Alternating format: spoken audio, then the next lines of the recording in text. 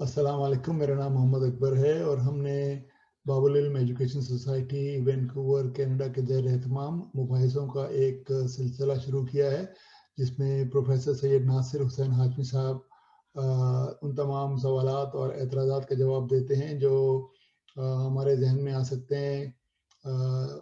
खुदा और निज़ाम कायनात जिस तरह अल्लाह चला रहा है उसके बारे में, या जो अल्लाह के पैगंबर दुनिया में आए और उन्होंने जिस तरह अल्लाह के निज़ाम कायम करने की कोशिश की, और उस निज़ाम को कायम करने में वो कहाँ तक कामयाब रहे, और जब वो अगर कामयाब नहीं रहे तो उसकी क्या वजूहत थी, और क्या वो कामयाब नहीं रहे या कामयाब रहे और आम आदमी ये समझे कि वो नाकाम रहे। तो ये सिलसिला हमने शुरू किया है, एक पहली नशिस्त हो चुकी है जिसके अंदर मौलाना साहब ने कई सवालात का एतराज़ात का मुफस्सिल जवाब दिया था। और इस दफ़ा की नशिस्त भी जो शुरू हो रही है उसमें सवाल ये है कि अल्लाह के जितने भी पैगंबर आए, इन सब का जो इख्तिताम था वो दुनियावी एतबार से बहुत ज़्यादा सक्सेसफुल नहीं करार दिया जा सकता, क्योंकि इब्राहिम जो है उनको आग में फेंक दिया गया, ईसा को सलीब पे चढ़ा दिया गया और रसूल खुदा के अपने घर को आग लगा दी गई उनके इंतकाल के 3 दिन के बाद ही। तो क्या इस पूरे निज़ाम में कुछ बुनियादी फ्लॉज थे, या ये निज़ाम कामयाब हैं लेकिन आम आदमी की समझ में नहीं आते कि ये निज़ाम कामयाब रहे हैं? तो वो ये निज़ाम अगर कामयाब थे तो वो किस तरह थे कामयाब? इस सवाल के जवाब से आज नशिस्त शुरू हो रही है। तो हम खुश आमदेद कहते हैं प्रोफेसर सैयद नासिर हुसैन हाशमी साहब को, जो कि इस सवाल से आज की गुफ्तगू का आगाज कर रहे हैं। तो इतनी कौमों पर जो अजाब आए वो ये बता रहे हैं कि गलती नबी की नहीं थी। अगर नबी की गलती होती तो नबी पर अजाब आता बजाय कौम पर अजाब आने के।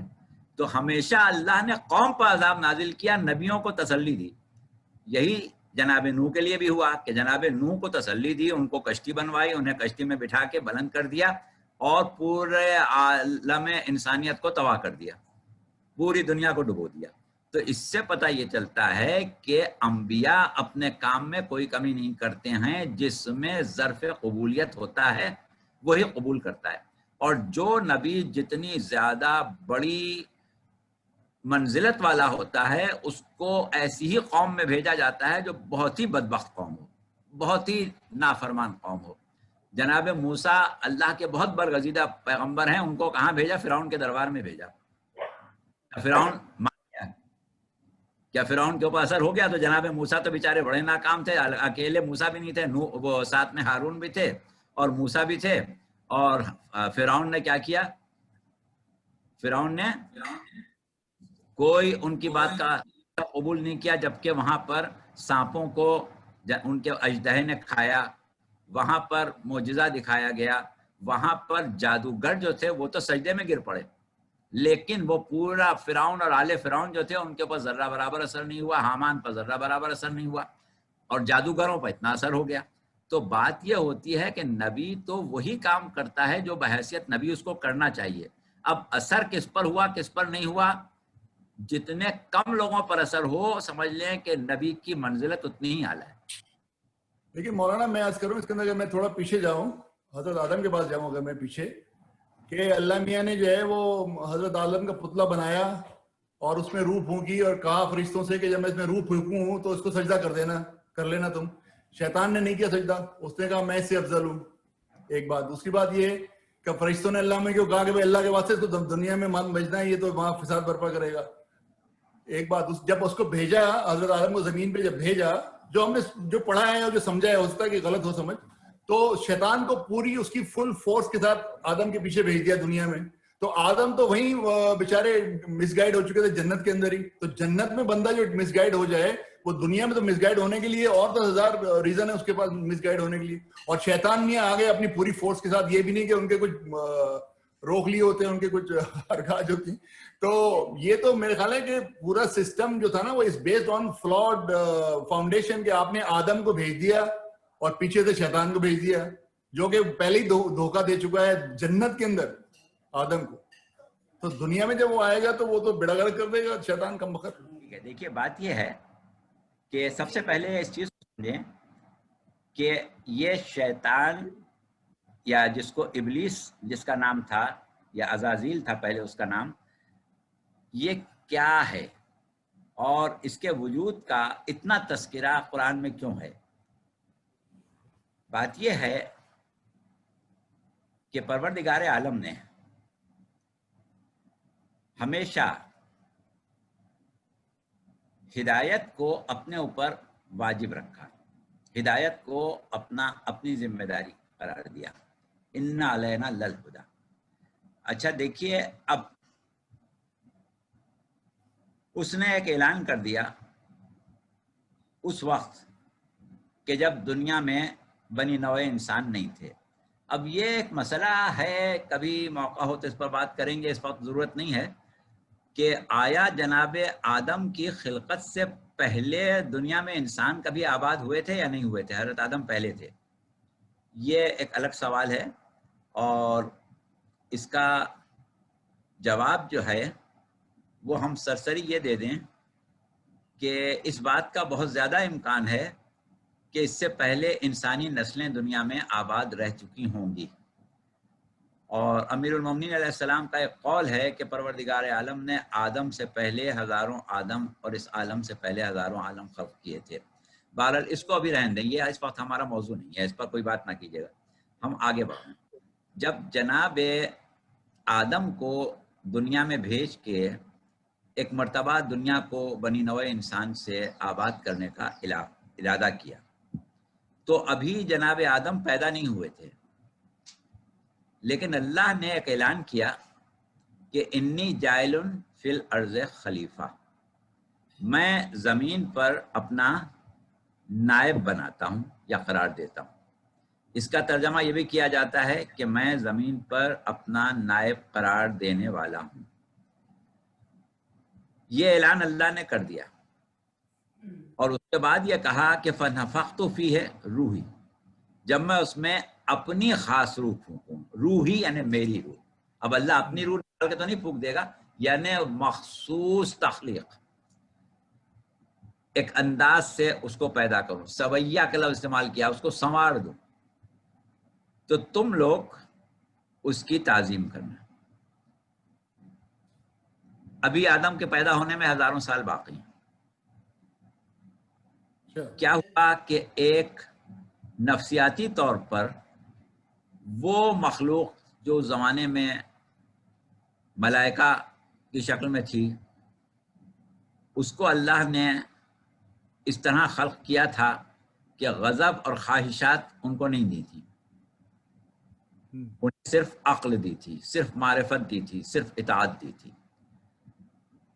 ان کے دلوں میں ایک شخصیت کا تصور پیدا کر دیا، اور اس شخصیت کو اپنا برگزیدہ کہہ کے متعارف کرایا۔ نتیجہ یہ ہوا کہ ان کے دلوں میں ایک عقیدت، ایک محبت پیدا ہو گئی ایک ایسی غائب ہستی سے جس کو ابھی انہوں نے دیکھا نہیں ہے، ان کے لیے غائب ہے، ایک غائب ہستی سے عقیدت اور محبت پیدا کروائی۔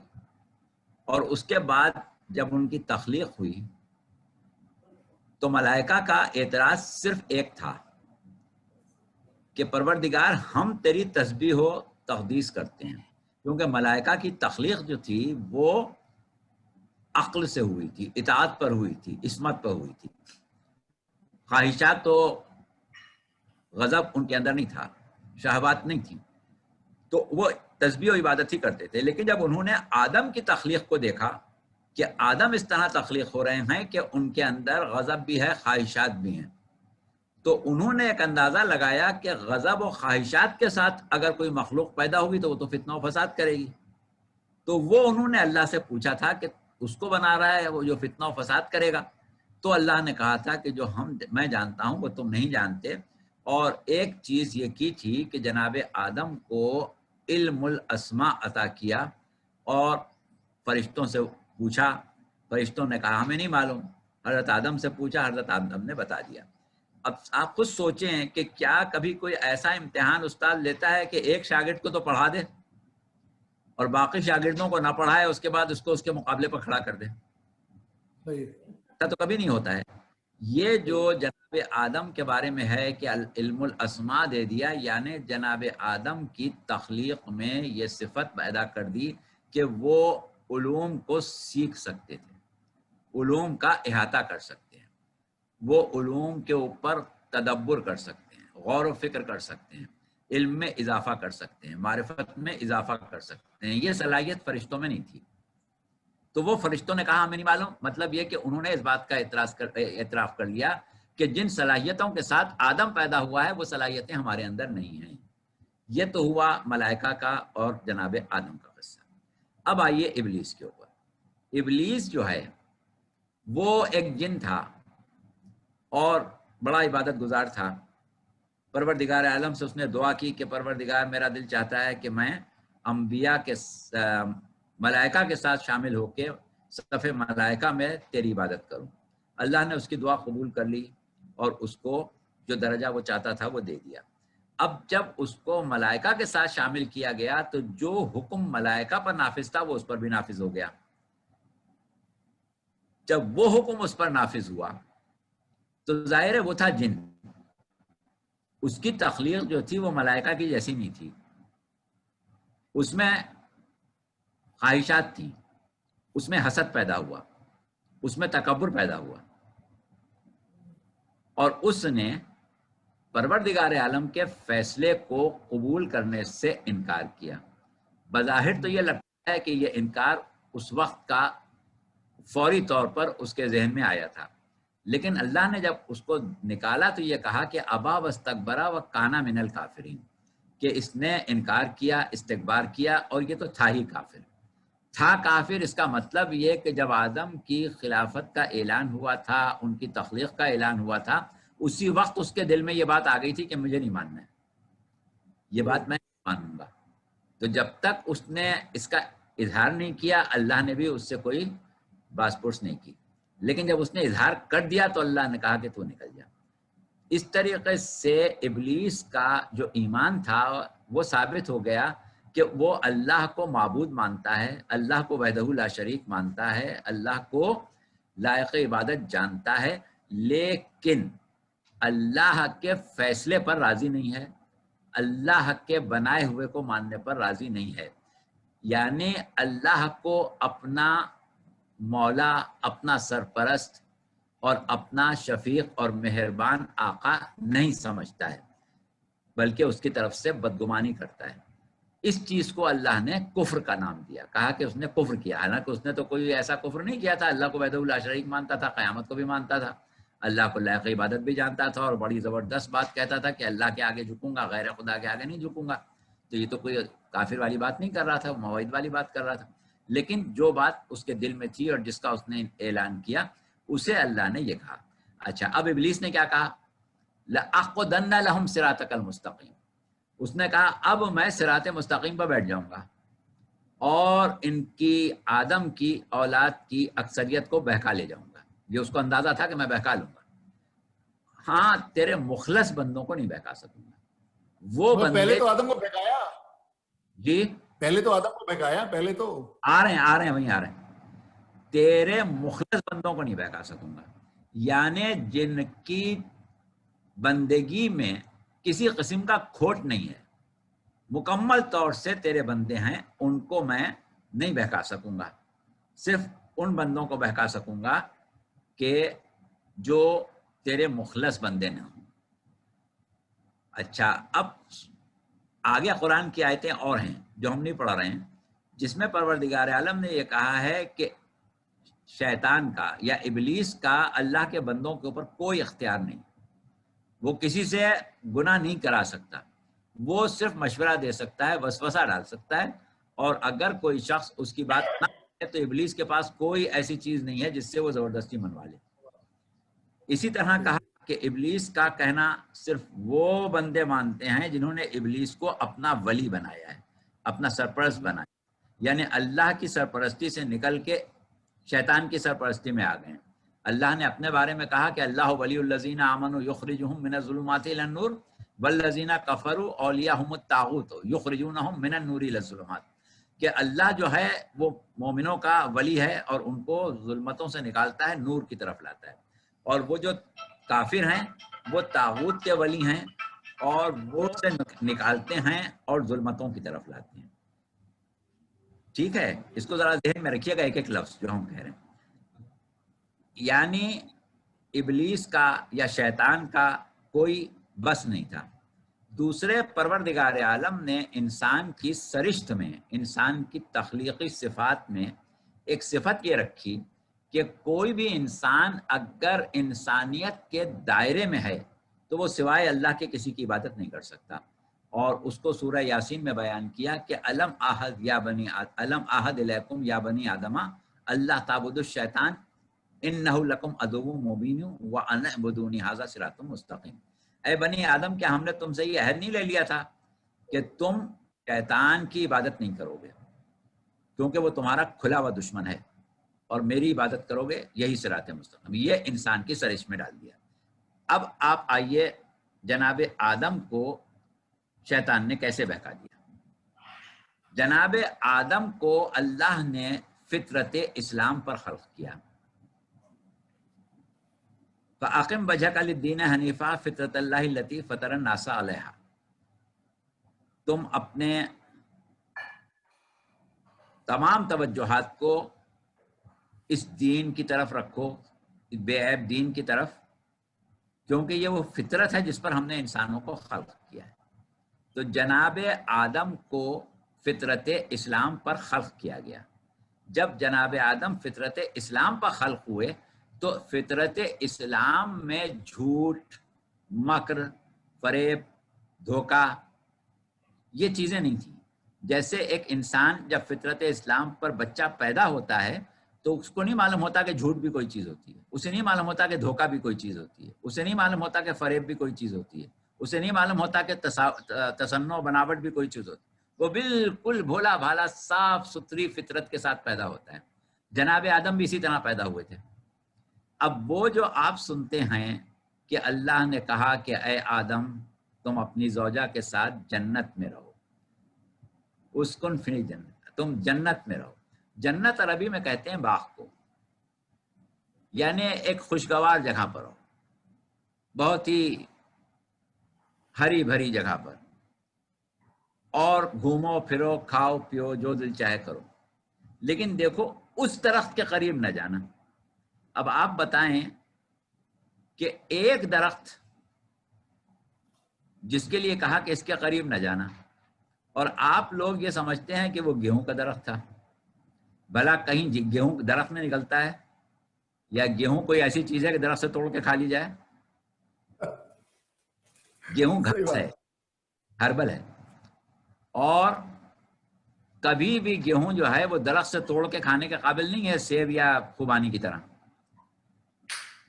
پیسا جاتا ہے, پکایا جاتا ہے, اس کے بعد جا کے کہیں کھایا جاتا ہے, اور وہ بھی ہزاروں دانے جو ہوتے ہیں اس سے ایک روٹی بنتی ہے. کوئی یہ نہیں کہ ایک دانہ توڑا اور کھا لیا.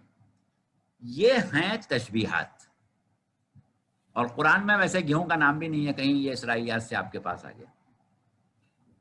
تو وہاں پر پہلی چیز تو یہ سمجھ لیں کہ وہ جو جنت جس میں آخرت میں ہم جائیں گے یہ وہ جنت نہیں تھی, یہ دنیا ہی تھی.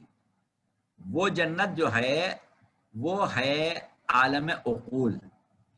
وہ ہم بعد میں آپ کو کبھی بعد میں سمجھائیں گے کہ عالم عقول کیا ہے, تجرد طعام کیا ہے. وہ تجرد طعام کا عالم ہے. وہاں نہ ہم اپنے انسانی جسم کے ساتھ, مادی جسم کے ساتھ جا سکتے ہیں, نہ کوئی جن اپنے ناری جسم کے ساتھ جا سکتا ہے. وہ ایک مقام ہی دوسرا ہے. اور حضرت آدم بھی ابھی جب مٹی سے خلق کیے گئے تھے, یعنی ان اجزاء سے خلق کیے گئے تھے جو مٹی میں ہوتے ہیں. آپ دیکھیں کہ انسان کا جسم جو ہے اس میں کاربن ہے, اس میں سلفر ہے, اس میں فاسفورس ہے, اس میں تمام وہ اجزاء ہیں جو مٹی میں ہوتے ہیں. اس لیے ہم کہتے ہیں کہ آدم مٹی سے پیدا ہوئے. تو وہ تمام اجزاء جو کہ مٹی میں ہیں اس سے انسان کا جسم بنایا گیا. تو اس جسم مادے کے ساتھ اس جنت میں جا کے نہیں رہ سکتے تھے, اسی عام دنیا میں تھے. اور یہاں پر ابلیس نے جو فائدہ وہ ان کے بھولے پن سے, ان کی معصومیت سے اٹھایا, اور یہ کہا کہ بھائی اللہ نے تم کو جانے سے منع کیا ہے تو حوا کو تو نہیں منع کیا ہے, اور قریب جانے سے منع کیا ہے, کھانے سے تو منع نہیں کیا ہے.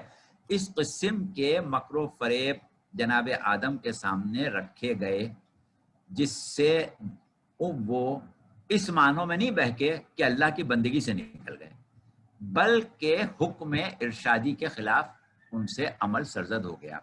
حکم ارشادی ہم نے ایک اصطلاح استعمال کر لی، ایک ہوتا ہے حکم نہی تحریمی، ایک ہوتی ہے نہی ارشادی۔ نہی تحریمی یہ ہوتی ہے کہ جیسے اللہ نے کہا شراب مت پینا تو شراب حرام ہو گئی۔ اب نہی ارشادی کیا ہوتی ہے کہ آپ نے اپنے کسی بچے سے، چھوٹے بھائی سے یا کسی شاگرد سے یہ کہا کہ بیٹا جاؤ وہاں گھومو پھرو اور دیکھو وہ وہاں تم جا رہے ہو وہاں وہ چیز ملتی ہے وہ نہ کھانا، وہ نقصان دہ ہوتی ہے، بہت کھائی جاتی ہے وہاں، بہت سب لوگ کھاتے ہیں، تم نہ کھانا۔ تو کیا ہوا کہ یہ آپ نے اس کی محبت میں اس کو ایک مشورہ دیا ہے۔ یہ مشورہ تھا جو جناب آدم کو اللہ نے دیا تھا کہ ہماری محبت اور شفقت کا تقاضا یہ ہے کہ جس ذمہ داری کو پورا کرنے کے لیے تمہیں دنیا میں بھیجا گیا ہے، وہ ذمہ داری پوری کرنے سے پہلے تم کچھ دن ہمارے مہمان رہو اور ہم تمہاری خاطر تواضع کریں گے، تھوڑے دن بعد تم سے وہ کام مشقت لینا شروع کریں گے۔ لیکن کیونکہ اس مشقت سے پہلے ان کے درجات میں بلندی نہیں تھی، لہٰذا انہوں نے یہ چاہا کہ درجات بلند ہو جائیں۔ اور یہ جو ابلیس کا بہکانا ہے یہ نہیں ہے کہ گیہوں کھا لو یا انگور کھا لو یہ کھا لو، وہ وہی والی بات ہے کہ تم کو تو دنیا میں اللہ نے اپنا نائب بنا کے بھیجا تھا، تم یہاں کیا کر رہے ہو؟ تو اس طریقے سے ان سے ایک ایسی غلطی ہوئی جس کو ہم کہتے ہیں کہ خلاف ورزی نہی ارشادی، یعنی ان کے اوپر حرام نہیں تھا، وہ ان کو تو آنا ہی سننا تھا، لیکن کیونکہ وہ ایک معصومیت میں، بھولے پن میں اس بات میں آ گئے، لہٰذا اللہ نے ان سے ناراضگی کا اظہار کیا، اور اس کے بعد پھر اللہ ہی نے ان کو توبہ کا طریقہ بتایا، پھر اللہ ہی نے ان کی توبہ قبول کی اور اللہ ہی نے ان کو مقام بلند عطا کیا، اور آدم کو اتنی عظمت دی ہے کہ پروردگار عالم نے قرآن میں فرمایا کہ ہم نے مصطفیٰ کیا ہے آدم کو، نوح کو، آل ابراہیم کو اور آل عمران کو۔ تو ان اللہ اصطفیٰ آدم و نوحا و آل ابراہیم و آل عمران علی العالمین۔ تو جناب آدم ہمارے نظریے کے مطابق، ہمارے مذہب کے مطابق ایک نبی معصوم ہیں، اور ان سے کوئی انہیں حرام کام نہیں ہو سکتا تھا۔ وہ بہکانا اس معنوں میں تھا کہ جس کو ہم ترک اولا کہہ دیتے ہیں، یعنی اگر وہ اس کام کو نہ کرتے تو ان کے لیے زیادہ بہتر تھا، یہ ہے ترک اولا۔ تو اس اعتبار سے وہ بہکانے والی بات بھی نہیں ہے۔ بہرحال یہ کہ ہمیں جواب بہت لمبا نہیں دینا تھا اور ہم نے کافی حد تک گفتگو کر لی۔ اب آپ لوگ بتائیں کہ آپ کی تسلی ہوئی ہے یا نہیں ہوئی ہے، نہیں ہوئی تو پھر آپ سوال کریں۔ اچھا، تو یہ کہہ رہے ہیں کہ ترک اولا ان سے، آدم سے کروایا گیا یا ان سے ہو گیا؟ کیونکہ اگر ترک اولا نہ ہوتا تو میں اور آپ تو بیٹھا نہ ہوتے یا دنیا آبادی نہ ہوتی۔ نہیں، ایسی کوئی بات نہیں ہے۔ ہم نے کہا نا کہ انی جاعل فی الارض خلیفہ، ان کو زمین پر ہی آنا تھا، زمین پر ہی ہدایت کرنا تھی، اور وہ جو جنت جس کو آپ لوگ سمجھ رہے ہیں وہ والی جنت نہیں ہے کہ ہم ہمیشہ جنت میں رہتے، وہ والی جنت ہی نہیں ہے جس کی بات ہو رہی ہے۔ یہ تو دنیا میں ہی جنت تھی۔ آپ سمجھ لیں کہ وہ آپ کا کوئی کینیڈا کا کوئی بڑا خوبصورت علاقہ ہوگا یا سوئٹزرلینڈ ہوگا یا کشمیر کی کوئی وادی ہوگی، وہ کوئی والی جنت نہیں تھی آخرت والی، وہ یہی دنیا تھی۔ اچھا، دوسری چیز ایک اور جو آپ نے سوال کیا تھا اس کو ہم آگے بڑھا دیں، وہ یہ تھا کہ اللہ نے شیطان کو پیچھے لگائی کیوں دیا آخر انسانوں کے؟ تو بات یہ ہے کہ شیطان کو پیچھے لگایا اللہ نے، اس کا ایک بہت بڑا کرم ہے کہ ہوتا یہ ہے کہ انسان گناہ تو خود کرتا ہے۔ ابھی ہم نے بتایا کہ ابلیس تو مجبور نہیں کر سکتا کسی کو گناہ کرنے پر، صرف وہ مشورہ دے سکتا ہے، وسوسہ پیدا کر سکتا ہے، کرتا انسان اپنی نیت اور اپنے ارادے سے گناہ کرتا ہے، ابلیس کی نیت یا اس کے ارادے سے کوئی گناہ نہیں کرتا۔ لیکن اللہ نے انسانوں کو ایک پردہ دیا ہے، ایک عذر دیا ہے کہ جب گناہ کر کے اللہ کے سامنے جائیں تو یہ کہیں کہ پروردگار مجھے تو شیطان نے بہکا دیا۔ اب حالانکہ اللہ کو معلوم ہے کہ شیطان نے نہیں بہکایا، اس نے خود کیا ہے۔ شیطان نے گناہ کو زینت دے کے اس کے سامنے رکھا، شیطان نے وہ مواقع پیدا کیے کہ یہ گناہ کر لے، یہ اور بات ہے، لیکن کیا اس نے اپنی نیت سے ہے، اپنے ارادے سے ہے۔ تو اب گناہ جو ہے وہ سبک ہو جاتا ہے، اللہ اس کو جلدی معاف کر دیتا ہے، اور وہ لوگ کہ جو نیکی کر کے اللہ کے پاس جاتے ہیں وہ ایسی نیکی کرتے ہیں کہ ابلیس سے کی جو مزاحمت ہے اس کو وہ رد کر دیتے ہیں، اس کو رون ڈالتے ہیں اور اس کے بعد نیکی کرتے ہیں. اگر ابلیس کا وجود نہیں ہوتا، شیطان کا وجود نہیں ہوتا اور انسان خود نیکی کرتا تو اس کی نیکی کا اتنا اجر نہیں ملتا جتنا شیطان کے بہکانے کے بعد کر رہا ہے. یعنی شیطان تو نیکوں کو تو اور زیادہ بہکا رہا ہے، نیکوں کو تو اور زیادہ بہکا رہا ہے نا وہ، لیکن اس کے باوجود اللہ اس کے اجر میں اضافہ کر دیتا ہے.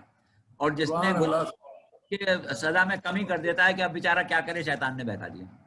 سبحان اللہ سبحان اللہ.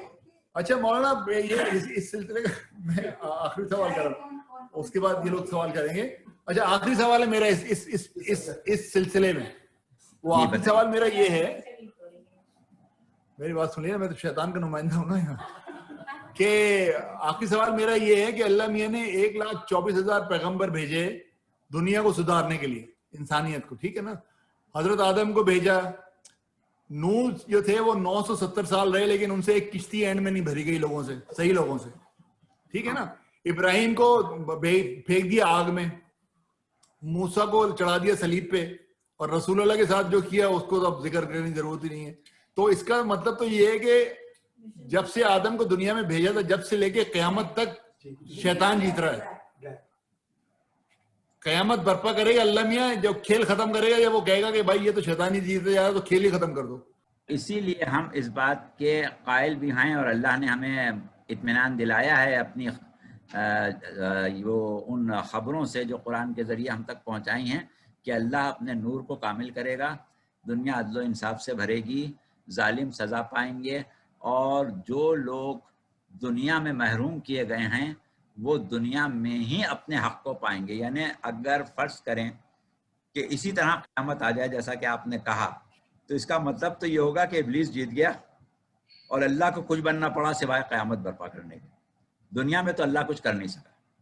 لہذا ضروری ہے، اور بہت سی احادیث ہیں کہ دنیا کا ایک دن بھی باقی رہ جائے تو عدل و انصاف سے بھرنا لازمی ہے. یعنی جو پروردگار عالم کا پروگرام ہے کہ لیقوم الناس بالقسط، لوگ عدالت پر قائم ہو کے ہی رہیں گے، نور کامل ہو کے ہی رہے گا. ابلیس کچھ بھی کر ڈالے آخر وہی ہوگا. یہ تو اس کو مہلت دی گئی ہے تاکہ وہ جو کچھ کرنا چاہتا ہے سب کر لے اور اس کے بعد اس سزا کا مستحق ہو جائے جو اس جیسے کو ملنا چاہیے. بہت سو کو یہ، جیسے بعض لوگ کہتے ہیں کہ امیر المومنین علیہ السلام نے اپنے زمانے میں جب حق چھینا گیا تلوار کیوں نہ نکال لی؟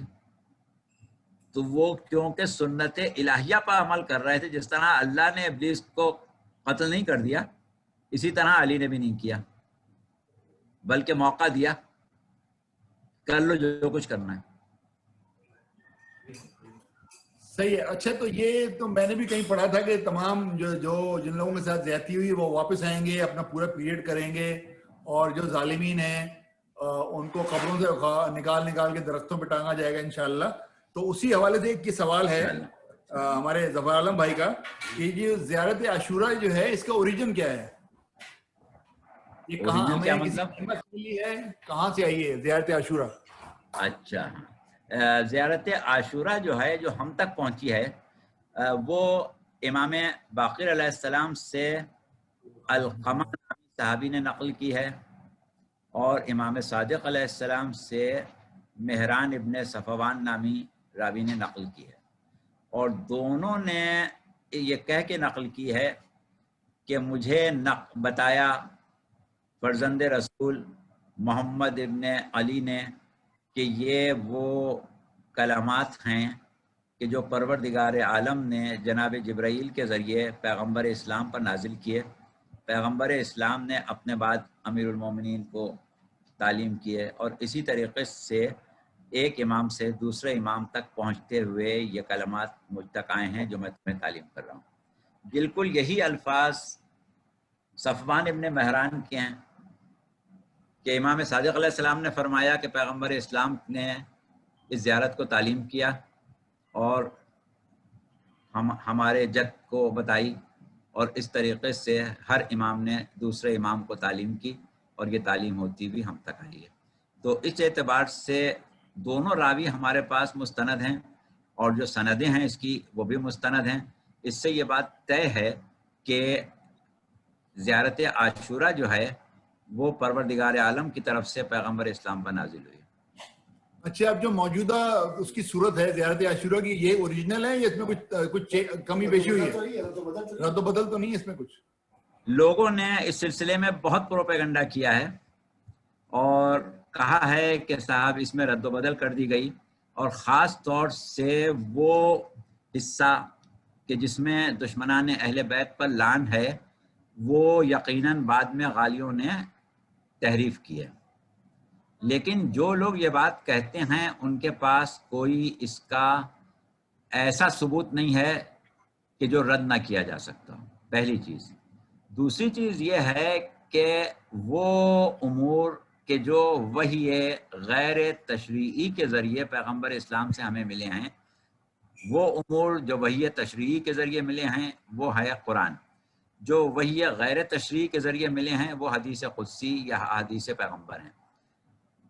उनमें रसूलुल्लाह ने ख़ास तौर से ये कहा है कि उसको कुरान पर रख के देखो, अगर कुरान के माफ़िक है तो समझ लो कि वो मेरी हदीस है, और अगर कुरान के माफ़िक नहीं है तो फिर मेरी हदीस नहीं है। अब रसूलुल्लाह ने जब ये बात कह दी तो ये कहने वाला कि क्योंकि इसमें लानत है लिहाजा अल्लाह की तरफ से नहीं होगा, और अल्लाह खुद कह रहा है कि इन्नल लज़ीना यूज़ून अल्लाह व रसूलहु लअनहुमुल्लाहु फिद दुनिया वल आखिरह व अद्द लहुम अज़ाबम मुहीना। वो लोग के जो अल्लाह और उसके रसूल को अजियत देते हैं उनके ऊपर अल्लाह की लानत दुनिया में भी है आखिरत में भी है। इसी तरीके से अभी हमने आयत पढ़ी आपके सामने सूरह आले इमरान की 87, उलाइका जज़ाहुम अन्ना अलैहिम लानतुल्लाहि व मलाइकतिही वन नासि अजमईन, बेशक उनके ऊपर अल्लाह की भी लानत है, फरिश्तों की भी और तमाम लोगों की भी। तो जब अल्लाह खुद अपने कलाम में लानत भेज रहा है तो लानत के बारे में ये कहना कि साहब ये किसी ने बढ़ा दी, ये साबित ही नहीं हो सकता किसी एतबार से। बहरहाल हमारा ज़ाती अक़ीदा ये है कि बिल्कुल वही है जो अल्लाह ने भेजी है। अच्छा, तो फिर इसके अंदर जो वो पहला दूसरा और तीसरा है वो अल्लाह करे वही है जो मैं चाहता हूँ, वही है वो पहला दूसरा तीसरा?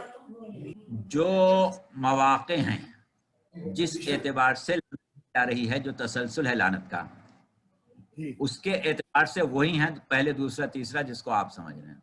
अल्लाहुम्मा सल्ली अला मुहम्मद व आले मुहम्मद। तो ये इसमें कोई इजाफा कोई कमी नहीं हुई है, ये हमारे पास इमाम के पास कोई से इजाफा है, कोई कमी नहीं हुई है, पैगंबर इस्लाम की तालीम है। और अगर थोड़ी देर के लिए हम इसको इजाफा या कमी मानते हैं तो सूरत यह है कि 12वें इमाम की जो ज़ियारतें हैं, ज़ियारत नाहिया ख़ास तौर से, उसमें भी सब वही बात बयान की गई हैं। अच्छा, अब अगला सवाल ये उन्हीं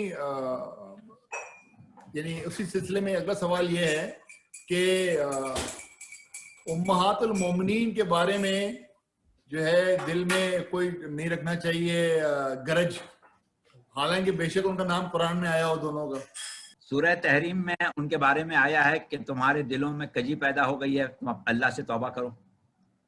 इसी तरीके से तमाम मुसलमानों के दरमियान ये रवायत मशहूर है और बहुत से आम मुसलमानों के उलमा इस को बयान भी करते हैं कि रसूलुल्लाह ने कहा था कि मेरी अज़वाज में वो भी है कि जिस पर वो आपके कुत्ते भौंकेंगे जी। तो इस एतबार से ये कहना कि वो कोई मासूम थी, उनसे गलती नहीं हो सकती थी, ये मुमकिन नहीं है। बल्कि आम मुसलमानों का भी ये अक़ीदा नहीं है कि उनकी इस्मत के बारे में बात की जाए। वो जो तहरीम की बात है, माँ होने की बात है, वो ये है कि बाद रसूल उनके साथ कोई निकाह नहीं कर सकता। ये अज़मत पैगंबर इस्लाम की वजह से है, ना कि ख़ुद उनकी कोई इसमें अज़मत है। पैगंबर इस्लाम की ये अज़मत है कि उनकी बेवाओं से या उनकी अगर कोई मुतलक़ा होती तो उससे कोई दूसरा शख्स निकाह नहीं कर सकता था, उसी तरह जैसे माँ होती है। और माँ जो होती है असल, उसके ऊपर बेटों से पर्दा वाजिब नहीं होता। माँ बेटों से पर्दा नहीं करती है। अज़वाज रसूल उम्मत से पर्दा करती थी। अज़वाज रसूल का उम्मत से पर्दा करवाना इस बात का सबूत है کہ وہ مائیں نہیں ہیں. رسول کے نکاح میں آ جائے وہ امت کے نکاح میں نہیں آ سکتی، بس اتنی سی بات. اس وجہ سے ماں کہا گیا ہم کو. بلکہ یہ بھی کہا ہے کہ رسول تمہارے مردوں میں سے کسی کے باپ نہیں ہے. جب رسول کسی کے باپ نہیں ہے تو بیوی ماں کیسے ہو گئی؟ صحیح، درست ہے. تو یہ زیارت عاشورہ جو ہے وہ علل اعلان پڑھنا کوئی حرج ہے اس کے اندر، یا علل اعلان نہیں پڑھنی چاہیے زیارت عاشورہ؟ پاکستان میں سن 78 تک ریڈیو پاکستان سے نشر ہوتی تھی، ضیاء الحق کے زمانے میں. کسی آپ کے پاس سوال ہے کسی بس بھیا؟ ایک سوال ہے کہ ابھی تو بہت علمیت کی باتیں ہو رہی ہیں، وہ بالکل دنیاوی چیزوں سے متعلق ہے. اچھا چلیے، تو پھر علمیت کی، اگر علمیت کا سوال ہے تو اس کا مطلب ذمہ داری میرے پر ہی آ گئی نا. اچھا مولانا، پھر یہ سوال میرا ایک ہے کہ ہم نے اپنے ائمہ سے سنا ہے اور یہ مجالس میں بھی سنا ہے، رشید ترابی سے بھی سنا ہے کہ دنیا جو ہے کبھی حجت خدا سے خالی نہیں ہوگی. صحیح ہے. اور اب حجت خدا جو ہے وہ 1200 سال سے پس پردہ ہے. تو حجت خدا کا نہ ہونا یا اتنے لمبے عرصے کے لیے پس پردہ رہنا میں کیا فرق ہے؟ پہلی چیز تو آپ یہ سمجھتے ہیں کہ حجت خدا کی غیبت کبریٰ جو ہے ایک بہت بڑا المیہ ہے، عالم انسانیت کے لیے بہت بڑا المیہ ہے. یہ کوئی معمولی بات نہیں ہے کہ حجت خدا غیبت میں رہے، بہت بڑا المیہ ہے. یہ ایک ایسی چیز ہے کہ ہر وقت انسان کو فکر مند رہنا چاہیے کہ یہ زمانہ غیبت کب ختم ہوگا. ہمیشہ حجت کے ظہور کی دعا بھی کرنا چاہیے اور اس کا جو کچھ بھی اس سے ہو سکتا ہے راہ ہموار کرنا چاہیے. یہ اس کا فریضہ ہے، کیونکہ یہ ایک المیہ ہے عالم اسلام کے لیے کہ حجت خدا پردہ غیب میں ہے. ایک چیز. دوسری چیز یہ ہے کہ غیبت سے جو نقصان ہے وہ نقصان ہمارا ان امور میں ہے کہ جن کو ہم امور تشریعی کہتے ہیں، یعنی ہم ہدایت سے محروم ہیں. امام کے وہ اقوال، وہ گفتگو، وہ صحبتیں کہ جس میں ہم امام سے فیضیاب ہوتے، اس سے محروم ہو گئے. یہ بہت بڑی ہمارے لیے بدقسمتی ہو گئی. اچھا، لیکن اب سوال یہ کہ کیا امام کا ہونا اور نہ ہونا برابر ہو گیا؟ تو صورت یہ ہے کہ پروردگار عالم، جیسا کہ ابھی سوال میں کہا گیا کہ کبھی بھی حجت خدا سے خالی نہیں ہوتی، یعنی ہر زمانے میں حجت خدا ہونا چاہیے، چاہے وہ کوئی بھی زمانہ ہو. دنیا اگر ہے تو حجت خدا ہونا چاہیے، لوگ ہوں یا نہ ہوں. اگر کائنات موجود ہے، اگر عالم موجودات جو ہے اس کا وجود ہے تو حجت خدا کا وجود بھی ہونا چاہیے. ضروری نہیں کہ انسان ہو یا دوسری جاندار مخلوق ہو. اگر نظام کائنات قائم ہے تو حجت خدا کا وجود ضروری ہے. تو اب سوال یہ کہ حجت خدا کی حیثیت کیا ہوئی؟ آپ یہ بتائیے کہ پورے عالم موجودات میں بہت سی کہکشائیں ہیں، گلیکسیز ہیں، اور ہر کہکشاں میں اربوں کی تعداد میں سولر سسٹمز، نظام ہائے شمسی ہیں. اور ہر نظام شمسی جو ہے وہ قائم ہے اس لیے کہ سورج اس نظام شمسی کا پورا وزن ہے، اور سورج کی کشش نے تمام سیاروں کو اور سیاروں کے گرد گھومنے والے چاندوں کو اپنی جگہ پر ٹھہرایا ہوا ہے. اگر درمیان سے سورج کو نکال لیا جائے تو کوئی سیارہ، پلینٹ، کوئی مون اپنی جگہ پر نہیں ٹھہر سکتا ہے. تو وجہ بقائے نظام شمسی سورج ہے. تو سورج کی حیثیت پورے نظام شمسی میں کیا ہوئی کہ وہ علت ہے بقا کا، بقا کی علت ہے سورج. سورج کی وجہ سے تمام چیزیں ٹھہری ہیں. اب پروردگار عالم کو جب نظام شمسی خلق کرنا ہو تو وہ پہلے سیارے خلق کرے گا یا پہلے سورج خلق کرے گا؟ पहले सूरज खल्क करेगा ना, जो इल्लत है उसको पहले खल्क करेगा।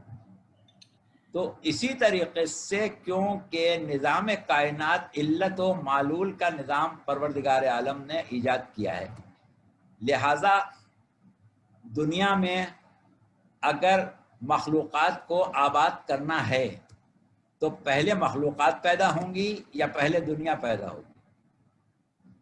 पहले अल्लाह ज़रूरत को पैदा करता है, बाद में ज़रूरतमंद पैदा करता है। सुभान अल्लाह। उसने नज़ारे पैदा किए, फिर नज़र पैदा की, पहले ज़ायक़ा किए, फिर ज़बान पैदा की, पहले ज़मीन पैदा की, फिर मखलूक पैदा की। और इसी तरीके से अल्लाह ने कहा कि वल्लाहु यदू इला दारिस्सलाम व यहदी मन यशा इला सिरातिन मुस्तकीम, अल्लाह तो दारुस्सलाम की दावत देता है और जिसे इस लायक समझता है उसे सिरात मुस्तकीम की हिदायत दे देता है। यानी इंसानों का आखिरी हकीकी घर जो था वो जन्नत थी, लिहाजा पहले जन्नत बना दी, इंसानों को बाद में खल्क किया। तो बस इसी तरीके से अल्लाह ने पूरे निज़ाम कायनात, पूरे आलम मौजूदात की बका की इल्लत जो बनाया वो एक गायत उला को बनाया, जिसके बारे में कहा कि लौला का लमा खलक़तुल अफ़लाक, ऐ हबीब आपको ना पैदा करता तो कायनात को ना पैदा करता, आसमानों को ना पैदा करता। यानी एक गायत उला करार दी और उस गायत उला को वजह बकाए कायनात करार दिया। जब तक कायनात को बाकी रखना है, जब तक उसको बाकी रखेगा। कुल्लु मन अलैहा फ़ानी वब्का यबहु रब्बुका ज़ुल जलाली वल इकराम, जब तक हर शय फ़ानी हो जाए तब भी रब्बे ज़ुल जलाल का चेहरा बाकी रहेगा, यानी वो शय बाकी रहेगी जिससे अल्लाह पहचाना जाए। तो ये है हुज्जत खुदा। और क्योंकि हर ज़माने में जुज़ई तौर पर हुज्जतें पैदा हुई, दुनिया में आईं बहैसियत अंबिया व मुरसलीन, औलिया व औसिया, लेकिन हकीकी तमाम गायतों की जो गायत ऊला है वो ज़ाते मोहम्मद मुस्तफ़ा अहमद मुश्तबा सल्लल्लाहु अलैहि वसल्लम है। आप ही के वजूद से परवरदिगार आलम ने आपके नुफूस को इसलिए खल्क़ किया कि आपकी वफ़ात के बाद से क़यामत तक या उस वक्त तक कि जब तक दुनिया अदल इंसाफ से न भर जाए, आपके नुफूस दुनिया में बाकी रहें।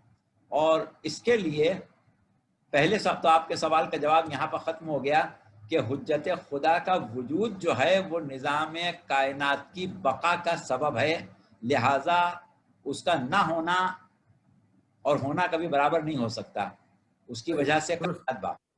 अच्छा, दूसरी चीज़ ये है जो मिसाल शायद हमने पहले कहीं दी थी कि आप देखते हैं कि वो इलाके जहाँ कई कई महीने सूरज नहीं निकलता, वहाँ पर लोगों को सूरज का वो फ़ायदा, यानी वो चाहें कि सोलर एनर्जी इस्तेमाल कर लें, वो चाहें कि वहाँ के दरख्तों के पत्ते और घास फूस क्लोरोफिल हासिल करके हरी हो जाए, वो चाहें कि वहाँ पर वो सन बाथ लेके विटामिन डी हासिल कर लें, तो ये नहीं कर सकते। यानी ये महरूमी तो है सूरज के नज़र ना आने से, बादलों में छुपे रहने से, लेकिन ज़मीन तो बहरहाल कायम है, ये नुकसान नहीं है, ये तो ज़रूरी है।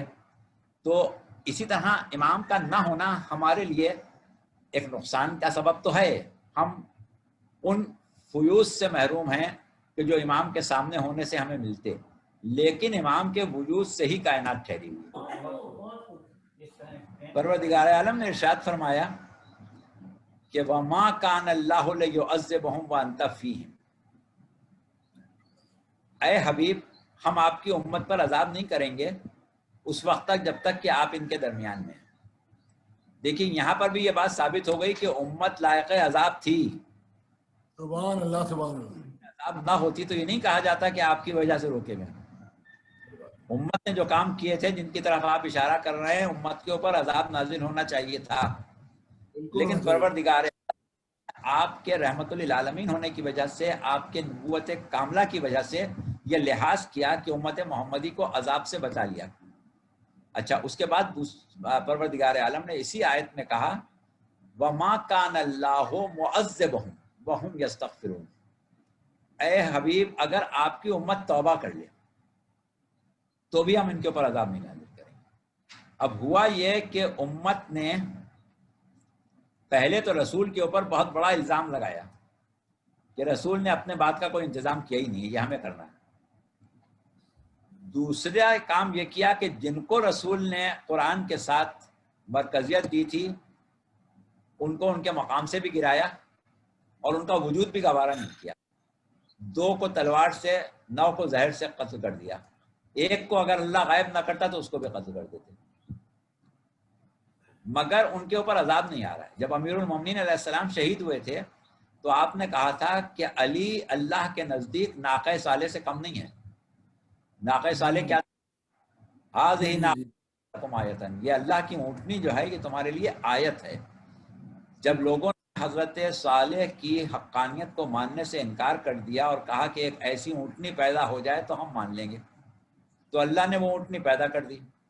اب کیونکہ انہیں نہیں ماننا تھا لہٰذا انہوں نے کہا کہ لاؤ اگر اونٹنی موجود ہے تو ہم صالح کا انکار نہیں کر سکیں گے، لہٰذا اونٹنی کو ہی مار دو۔ بالکل اس موجود تھے تو شریعت محمدی تبدیل نہیں ہو سکتی تھی، تو کہا علی کو ہی مار دو، علی کے بعد جو ہوتے ہیں مار دو، تاکہ ان کی شریعت جو ہے وہ محفوظ نہ رہنے پائے۔ لیکن اللہ نے عذاب نازل نہیں کیا اور آج تک نازل نہیں کیا۔ اگر ہمارے درمیان سے حقیقت محمدی ایک مرتبہ ناپید ہو جائے، حجت خدا کا وجود ختم ہو جائے تو یقیناً عذاب آ جائے۔ یہ جو عذاب رکا ہوا ہے یہ فائدہ ہے امام کی موجودگی کا۔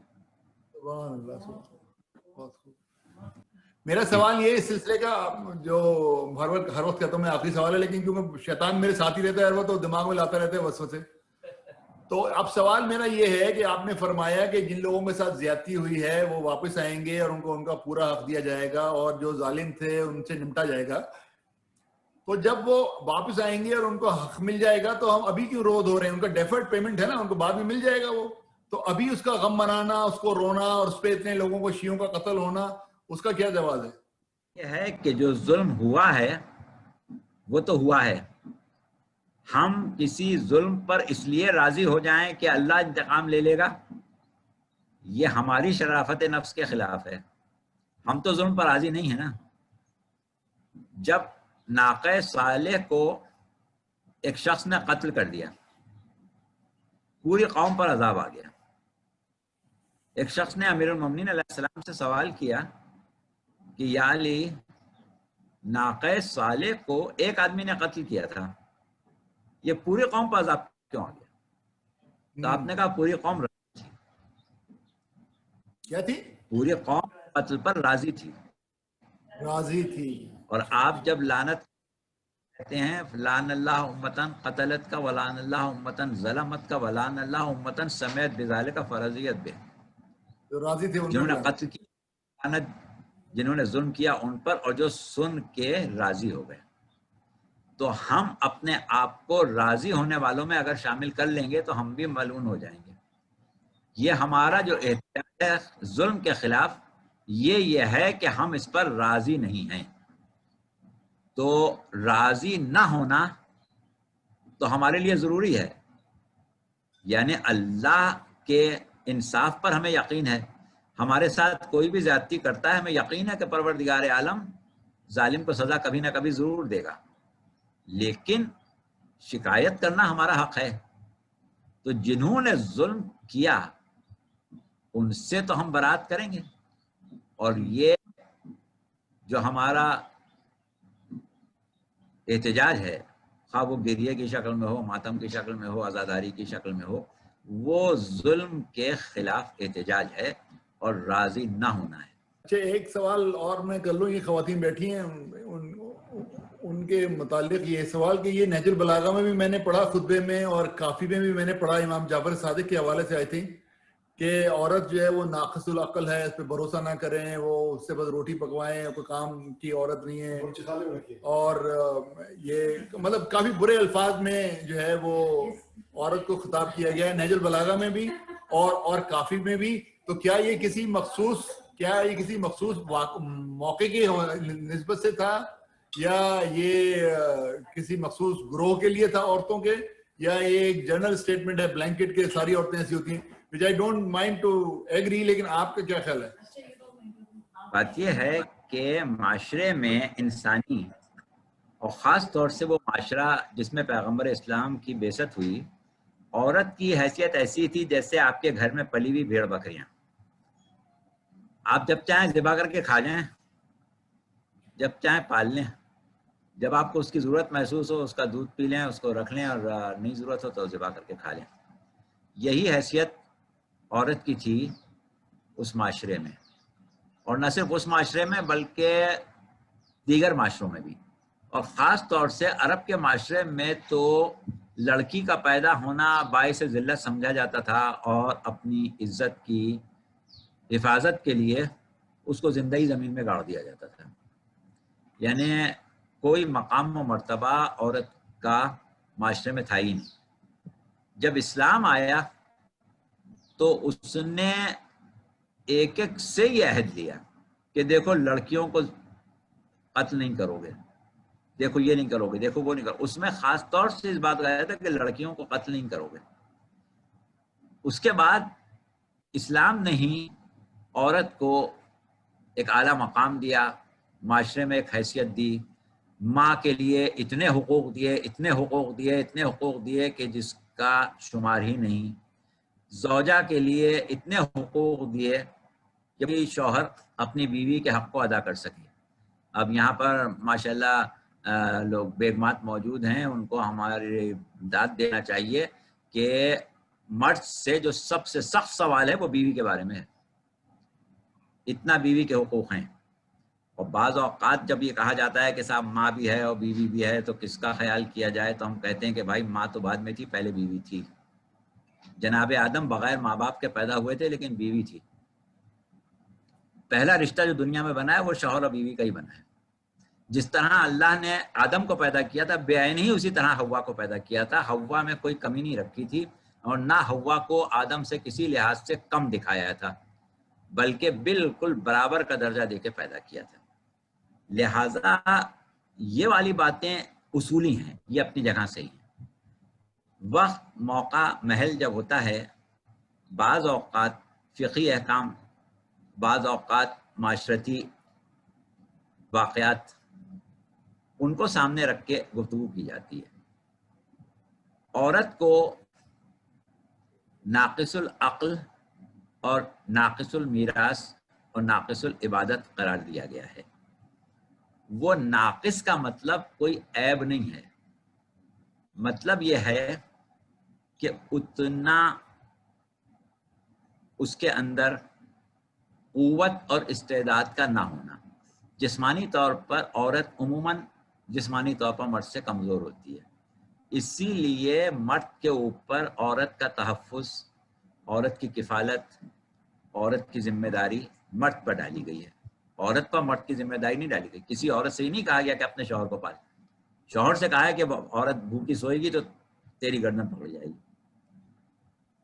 تو یہ ہے ایک تناسب اس اعتبار سے کہ نفسیاتی طور پر مرد کو کیونکہ طاقتور بنایا, اس کو کفیل بنایا, اس کو شفیق بنایا, اس کو محافظ بنایا, لہٰذا اس کے حقوق اس اعتبار سے رکھے, عورت کے حقوق اس کی کمزوری کے اعتبار سے رکھے گئے. تو اب اس کا ناقص المیراث ہونا اس معنوں میں ہے کہ میراث جو ماں باپ کی ہے وہ بیٹے کو دگنی ملتی ہے بنسبت بیٹی کے, اس لیے کہ بیٹی کے اوپر کسی کی کفالت واجب نہیں ہے اور بیٹے کے اوپر اپنے بیوی بچوں کی کفالت واجب ہے. اب اس اعتبار سے وہ ناقص ہوئی, لیکن اس ناقص ہونے میں ایک پیچھے مصلحت ہے. اسی طرح عورت کا ناقص العقل ہونا, ناقص العقل ہونے کا مطلب یہ نہیں ہے کہ ہر مرد ہر عورت سے زیادہ عقل مند ہوتا ہے. بہت سے مرد بہت سی عورتوں کے مقابلے میں بالکل بے وقوف ہوتے ہیں. لیکن یہاں جتنے بیٹھے سب کے, یہاں جتنے مرد بیٹھے سب کے مولانا ایک اچھا اب یہ تو خواتین کو چاہیے کہ وہ ہمیں کوئی خراج تحسین پیش کریں یا کوئی انعام بھیجے. تو عورت کا ناقص العقل معاملے میں ہے کہ اہم جو فیصلے ہوتے ہیں وہ عورت کیونکہ نسبتاً زیادہ جذباتی ہوتی ہے اور اس کا جذباتی ہونا بھی فطری ضرورت ہے. تو یا تو اللہ یہ کرے کہ عورت کو بھی مردوں کی طرح سے قوی القلب بنا دے, اور کیونکہ عورتوں کو تھوڑا سا نرم دل رکھا گیا ہے, اس کی ضرورت ہے, معاشرے میں نرم دل وجود چاہیے ہیں, تو ان نرم دل وجود کا اعزاز اللہ نے دے دیا. اب جب نرم دل رکھا تو معاملے کا فیصلہ جو ہے وہ نرم دلی سے نہیں ہو پاتا ہے, بعض وقت نرم دلی حائل ہو جاتی ہے. تو اس اعتبار سے کہا کہ بھائی اس کی عقل میں یہ ایک مسئلہ ہے کہ یہ نرم دل ہے, تو تم فیصلہ خود کرو, اس سے نہیں کرواؤ.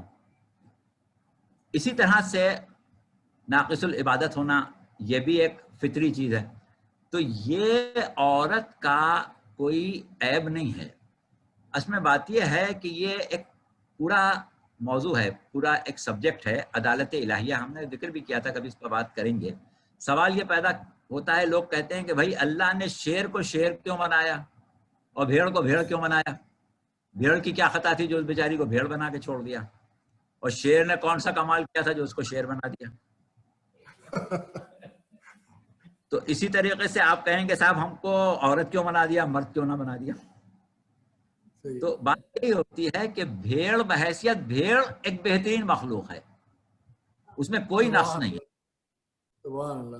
شیر بحیثیت شیر ایک بہترین مخلوق ہے. اب اگر ہر بھیڑ شیر ہوتی یا ہر شیر بھیڑ ہوتا تو کیسے نظام چلتا؟ لیکن وہ امام جعفر صادق کی بھی قول میں نے پڑھا کل کافی کے اندر. کافی میں امام صادق علیہ السلام کا قول آپ نے پڑھا ہوگا. بات یہ ہوتی ہے کہ آئمہ جب گفتگو کر رہے ہوتے ہیں یا رسول اللہ گفتگو کر رہے ہوتے ہیں تو معاشرے میں جن لوگوں سے بات ہو رہی ہوتی ہے ان لوگوں کی ضرورت اور ان کی نفسیات دیکھ کے بات ہوتی ہے.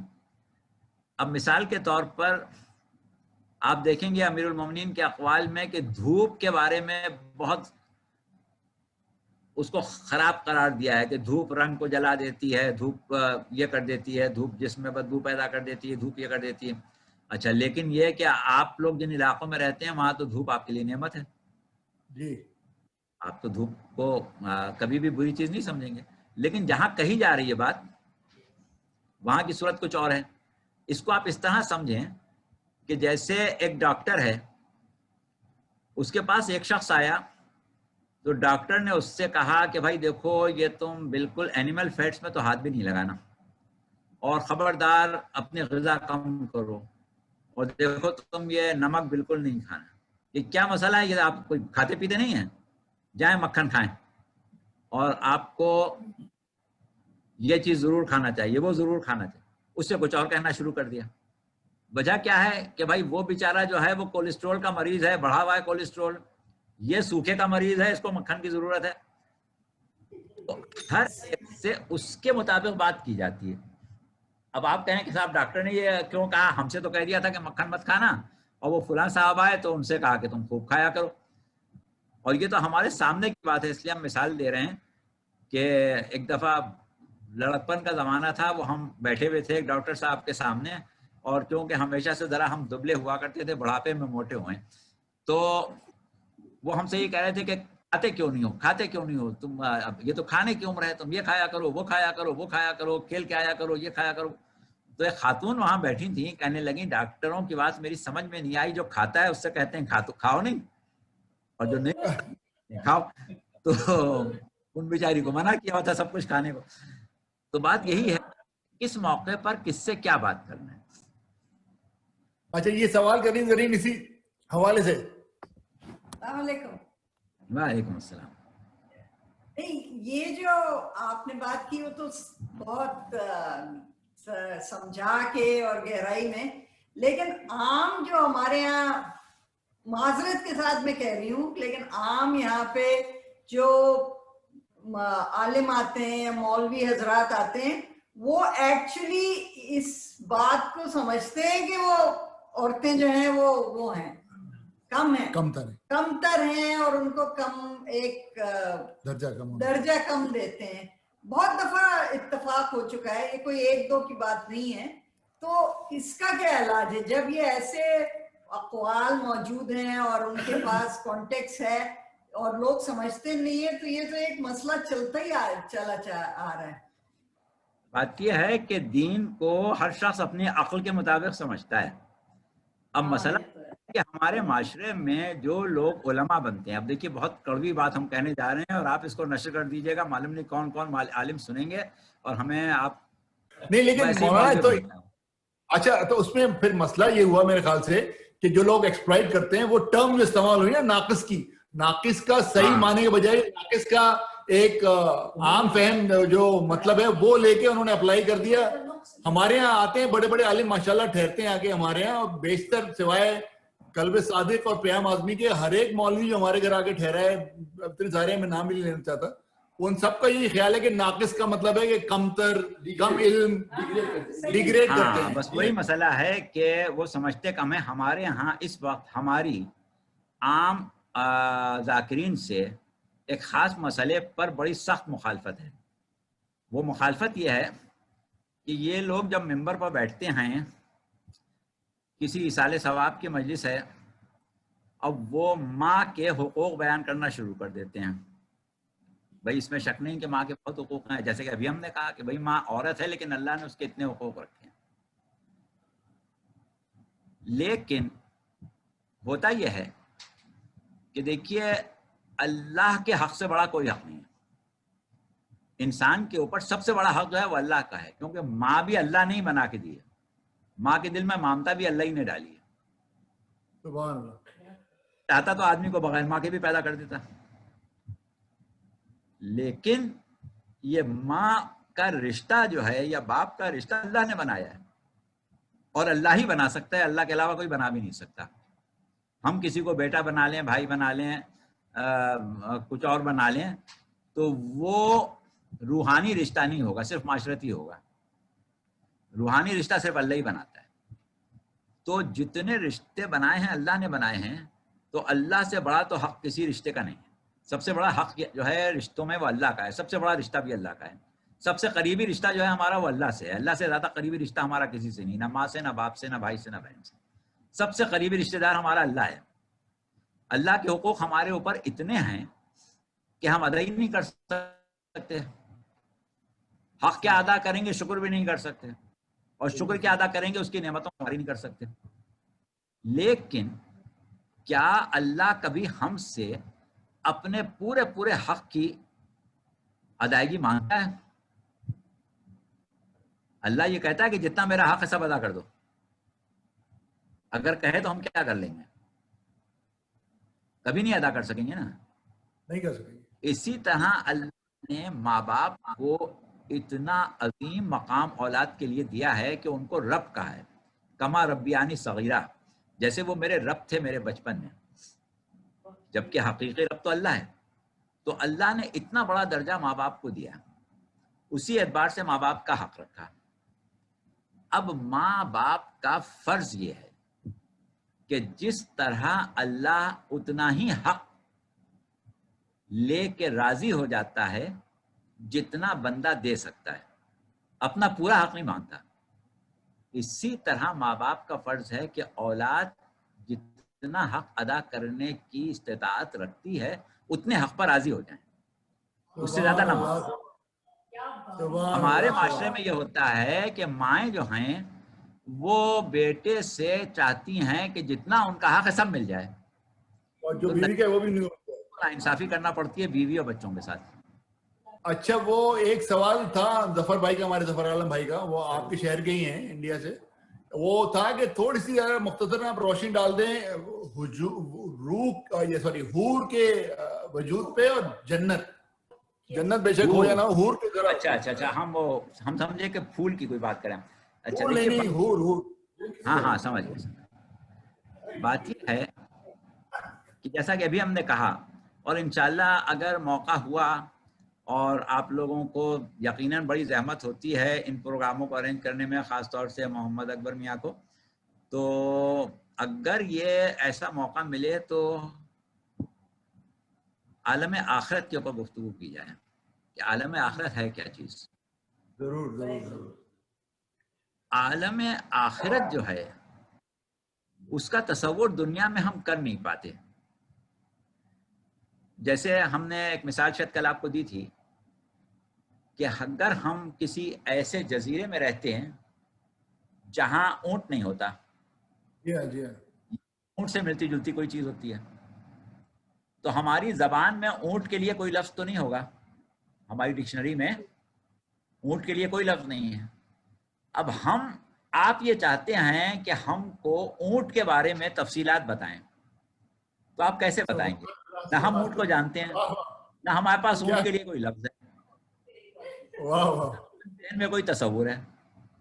اب ہماری زبان سے کچھ الفاظ ڈھونڈ کے نکالیں گے اور ان الفاظ کے ان معنوں میں مفاہیم نکال کے دیں گے جو ہم سمجھتے ہیں، اور آہستہ آہستہ کسی طریقے سے اونٹ کا تصور ہمارے ذہن میں ڈالیں گے جو نہ ہم نے دیکھا نہ سنا، نہ اونٹ کو ہونا کیسا چاہیے. اسی طرح عالم آخرت ایک ایسا عالم ہے کہ جس کے بارے میں ہم اس دنیا میں بیٹھ کے نہ کچھ جانتے ہیں، نہ ہمارے پاس ہماری ڈکشنری میں، ہماری لغت میں وہ الفاظ ہیں جس میں عالم آخرت کی تفصیلات اور وہاں کی کیفیات جو ہیں وہ بیان کی جا سکیں.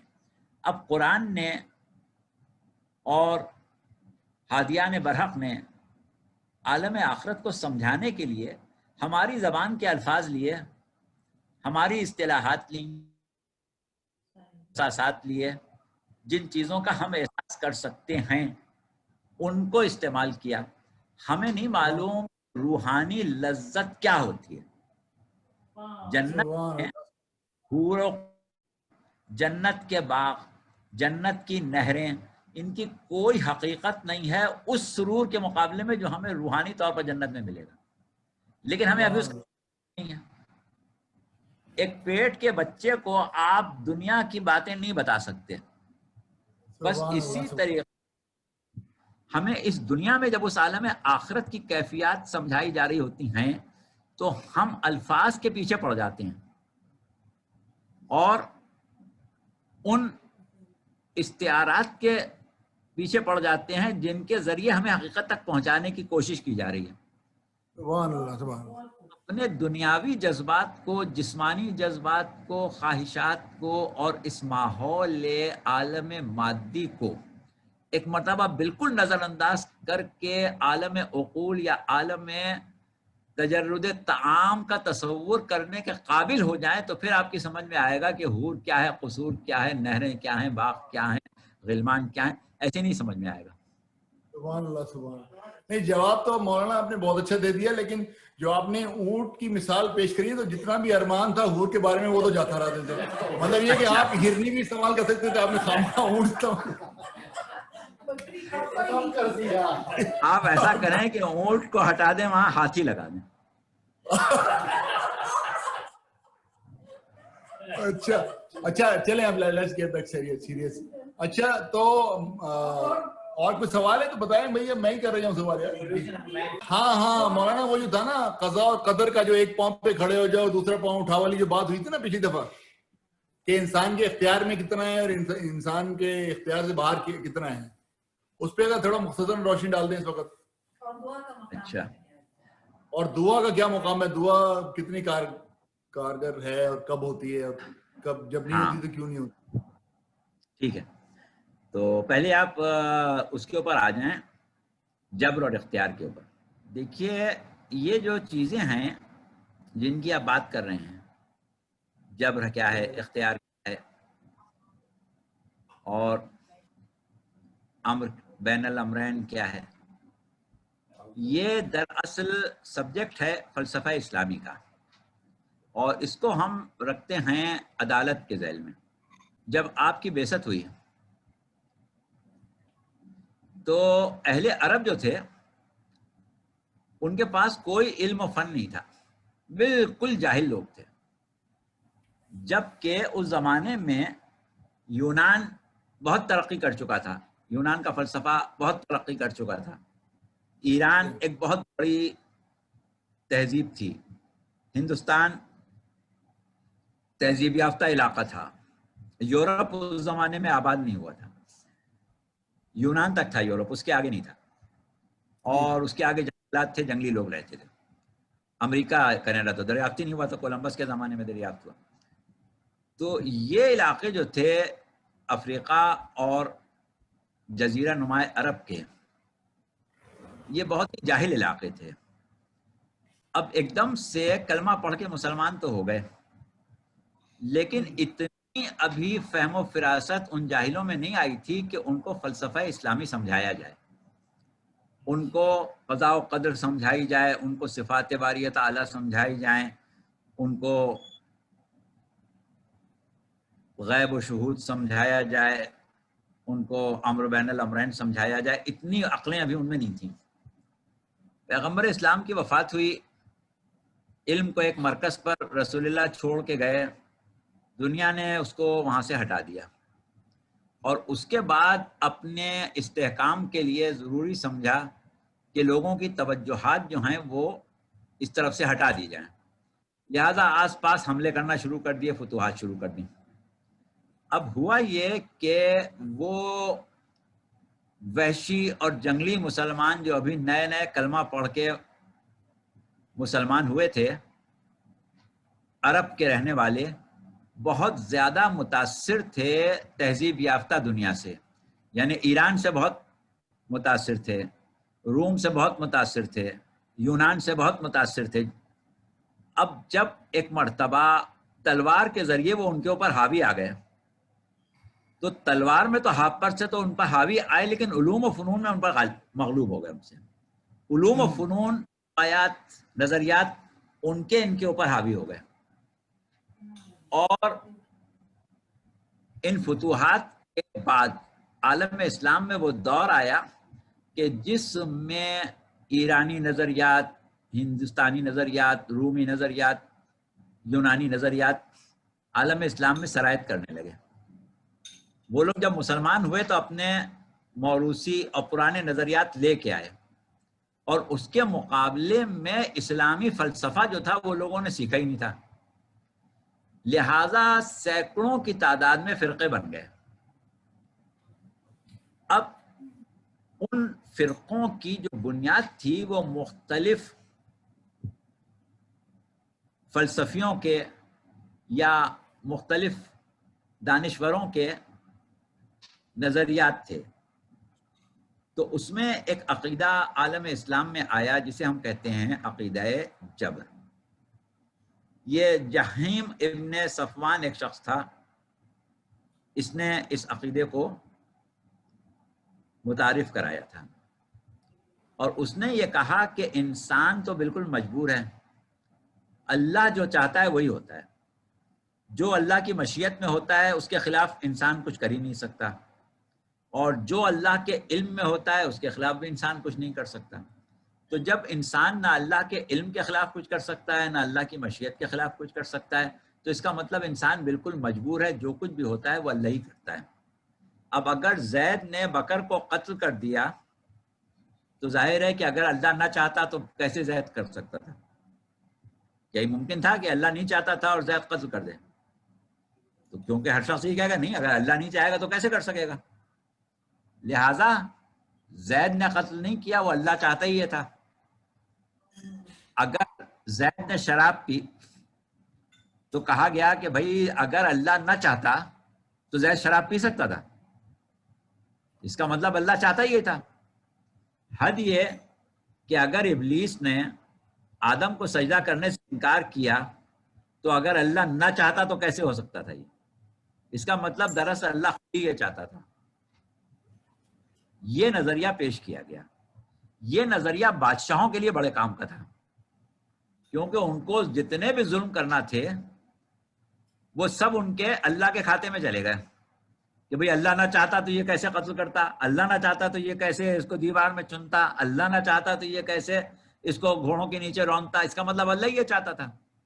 تو یہ تو ہو گیا بے خطا، سارے ظلم جو تھے وہ اللہ کے کھاتے میں چلے گئے. اس لیے یہ نظریہ مسلمانوں میں بادشاہوں نے بہت عام کیا، اور خاص طور سے بنو امیہ کے بادشاہوں نے تو اس کو دین کا جز بنا دیا، جو آج بھی دین کا جز ہے، کیونکہ آج بھی مسلمانوں میں بنو امیہ کے رائج کردہ قوانین بہت زیادہ عام ہیں. اچھا، اب جب بنو امیہ کا زوال آیا اور بنی عباس کی حکومت ہوئی، تو سب سے پہلے جو لوگ بنو عباس کے حکمران ہوئے وہ علماء دین تھے، ان کے مذہب کے. صفا بھی، منصور بھی، بعد میں مامون بھی بہت بڑا عالم دین تھا. اچھا، ان لوگوں کے پاس ایک الگ نظریہ تھا، اور وہ نظریہ کہاں سے آیا تھا؟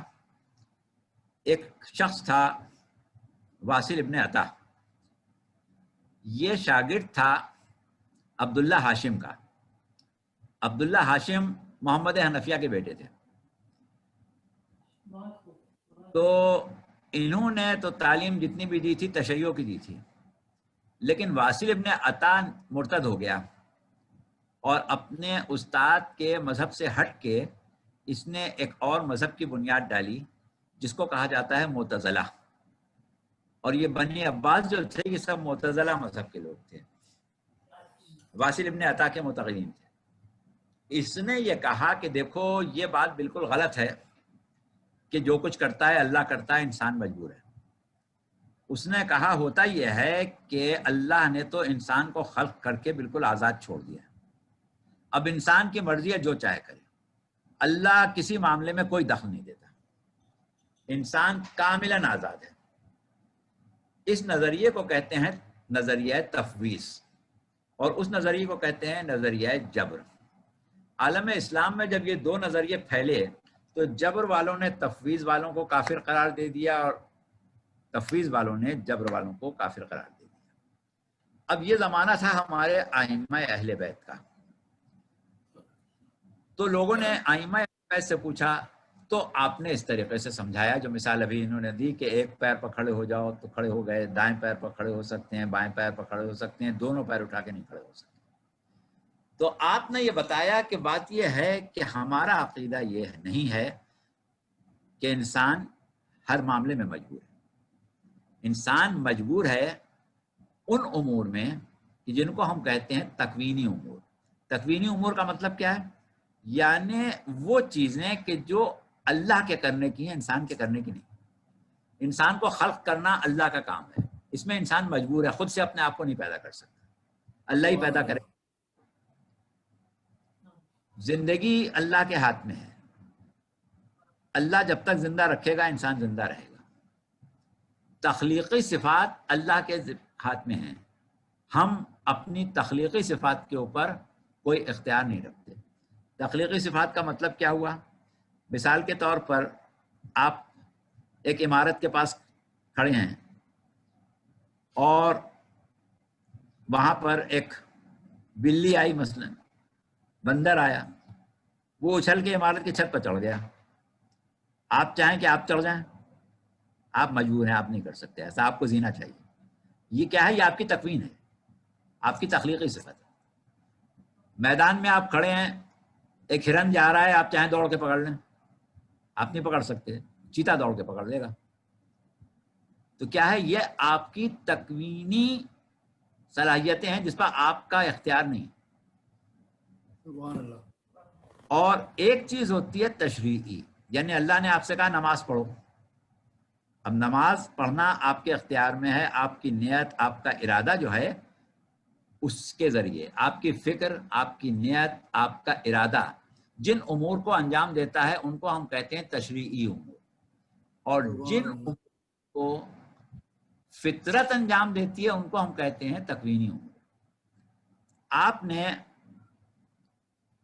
ارادہ کیا کہ ہم فلاں مقام سے روزی کمائیں، فلاں کام کر کے پیسہ حاصل کریں. آپ نے وہ کام کیا، روزی حاصل کر لی. اب آپ کو اختیار تھا، آپ جو چاہتے روزی اختیار کرتے، کوئی اس میں آپ کی مجبوری نہیں تھی.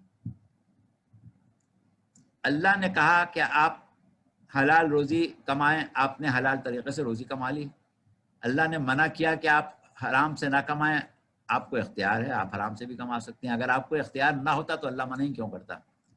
اللہ نے کبھی آپ سے کہا ہے کہ ناک سے کھانا نہیں کھاؤ؟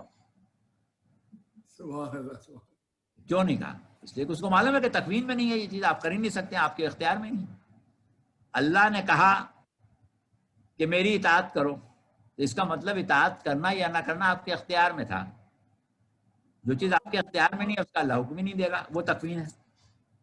سبحان اللہ، سبحان اللہ. آپ نے روزی کما لی، آپ کا اختیار تھا. آپ کا دل چاہا کہ بھائی آج تو ہم نہاری کھائیں گے، آپ نے گرم گرم نہاری پکائی، روٹی پکوائی، اور اس کے بعد آپ نہاری سے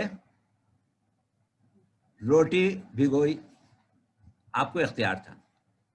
یہ امر تشریعی ہے. آپ نے منہ میں رکھ لیا، آپ کو اختیار تھا، امر تشریعی ہے. آپ نے چبا لیا، آپ کو اختیار تھا، امر تشریعی ہے. آپ نے نگل لیا، آپ کو اختیار تھا، امر تشریعی ہے. نگلنے کے بعد نوالے کے ساتھ کیا ہوگا؟ یہ امر تکوینی ہے. سبحان اب آپ اللہ، سبحان اللہ. واہ واہ واہ واہ، کیا کیا. تو ایک چیز ہے ہمارے نیت، اختیار اور ہمارے ارادے سے متعلق، اس کو ہم کہتے ہیں تشریعی.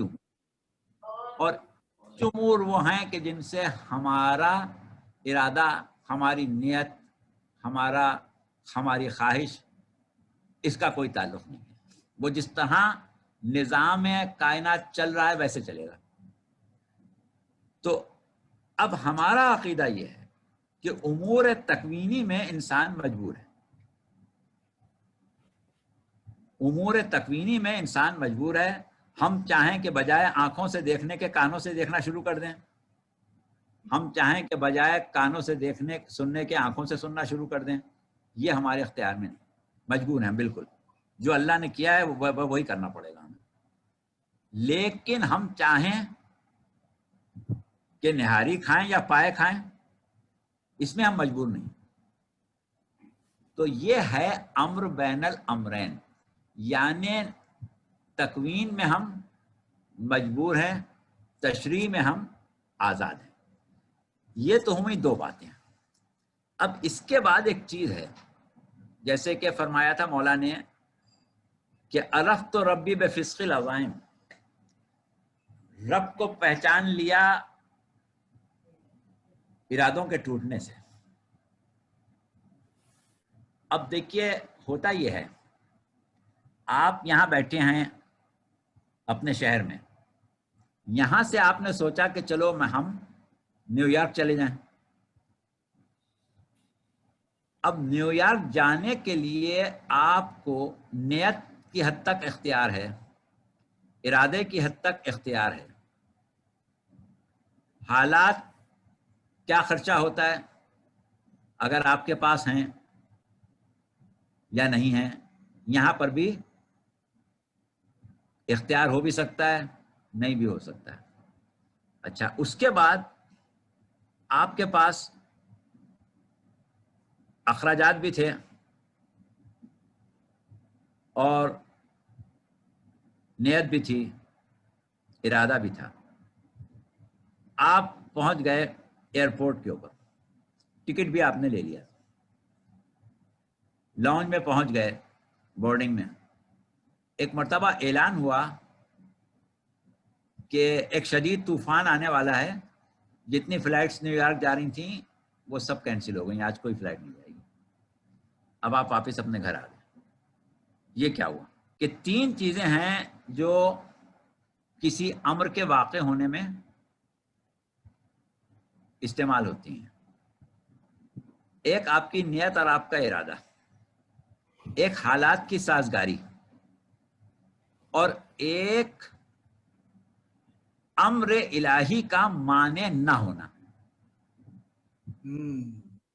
اب یہ جو آپ نیو یارک نہیں پہنچے، اس میں سب چیزیں تھیں، امر الہی مانع ہو گیا. ٹھیک ہے، تو قضاء و قدر والی بات جو آپ نے کی نا، اس میں اور جبر و تفویض میں تھوڑا سا فرق ہے. ہم نے آپ کو وہ بات کی ہے جس میں دونوں چیزیں تھوڑی تھوڑی آ گئیں.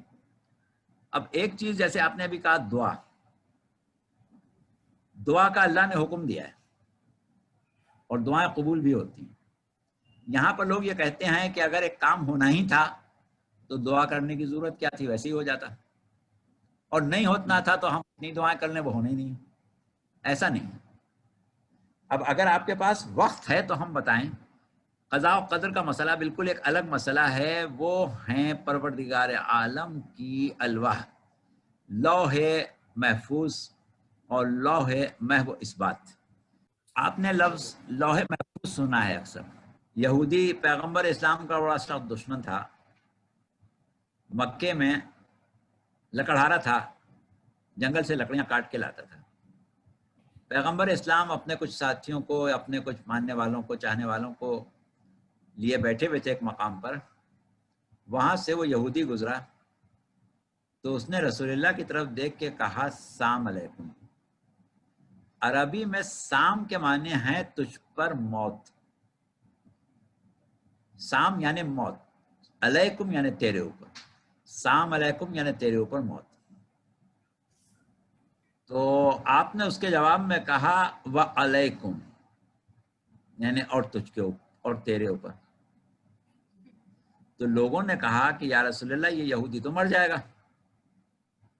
آپ نے کہا دیکھو کیا ہوتا ہے.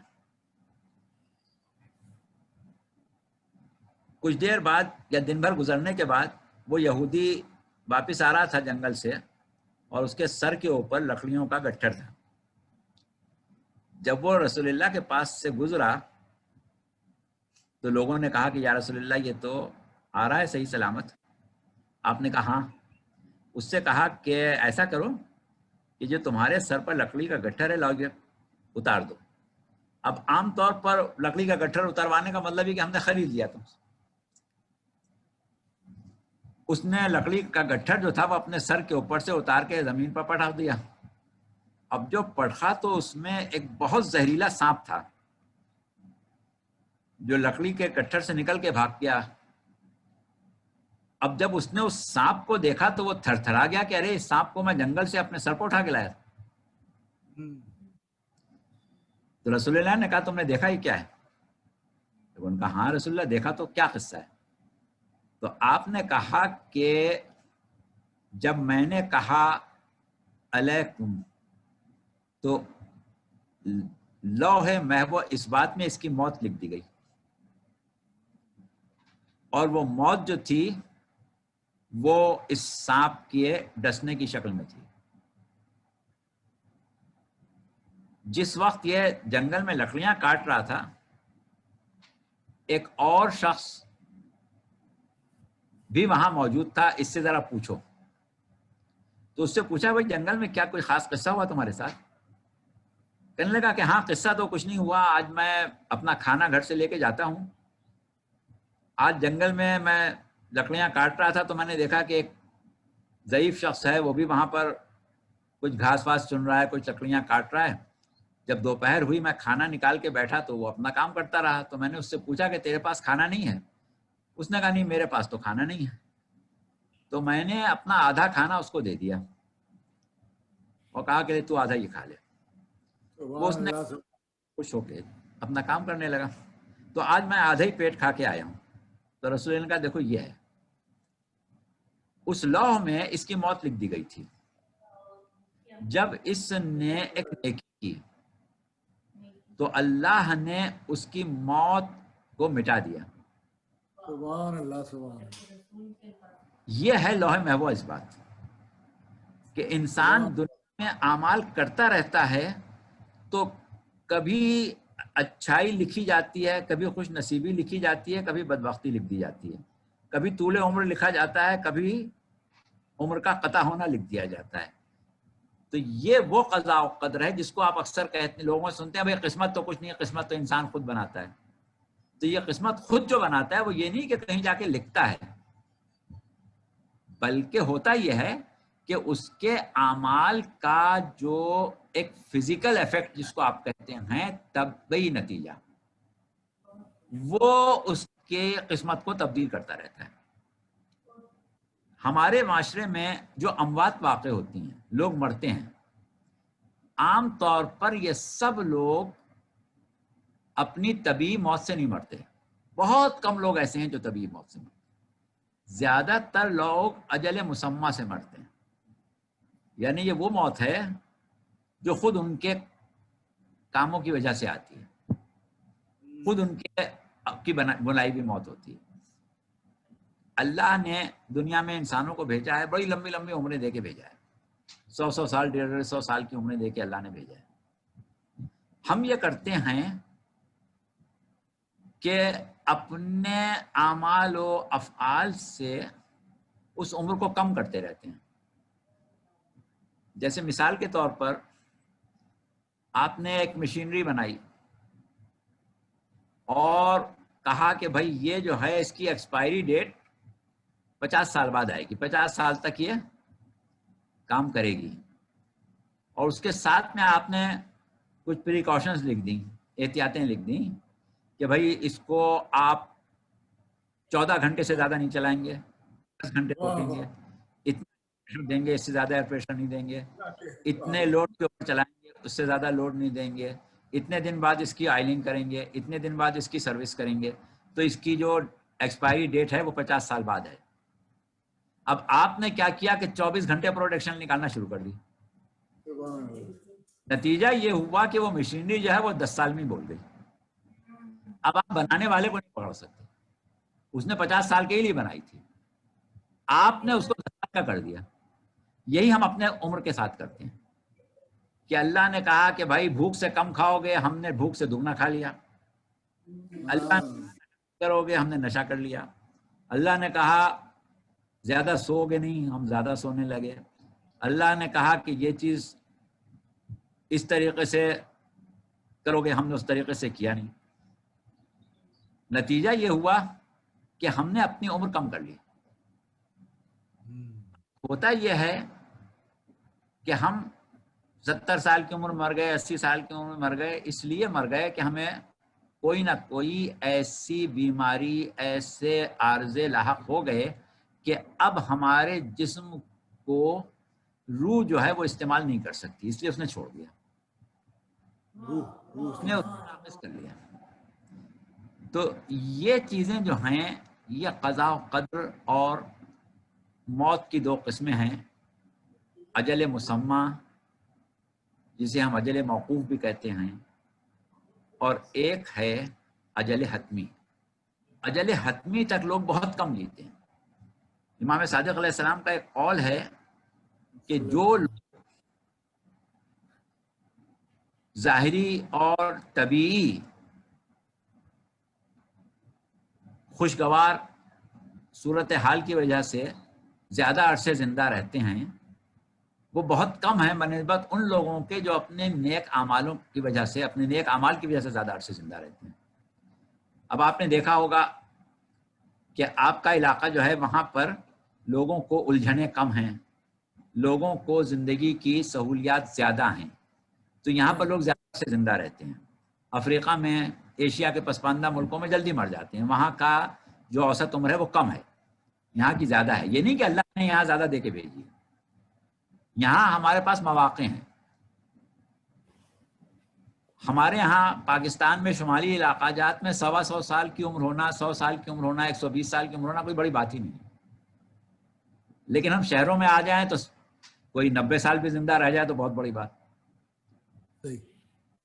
تو یہ چیز جو ہے یہ ہم خود پیدا کرتے ہیں، اور وہ جو ہم کہتے ہیں موت کا ایک دن مقرر ہے لیکن ہم وہاں تک پہنچتے ہی نہیں.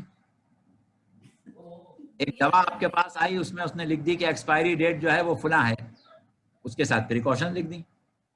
اب وہ دوا جو ہے وہ آپ ڈھکنا بھی کھلا چھوڑ دیا، دھوپ میں بھی رکھ دی، فریج کے بجائے باہر رکھ دی. خیر آپ کے یہاں تو اتنی سردی ہوتی ہے، فریج وریج سب برابر ہے، ہمارے یہاں ہم باہر رکھ دیں تو بڑی جلدی خراب ہو جائے گی. تو اس طریقے سے ایک شے وہ ہے جو ہمارے اعمال و افعال سے بنتی ہے، اور ایک چیز وہ ہے جو اللہ نے طے کر کے بھیجی ہے. اسی کو ہم کہتے ہیں قضاء و قدر.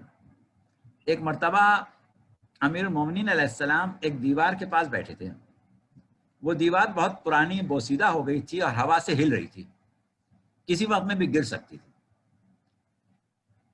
تو آپ اس دیوار کے نیچے سے اٹھ کے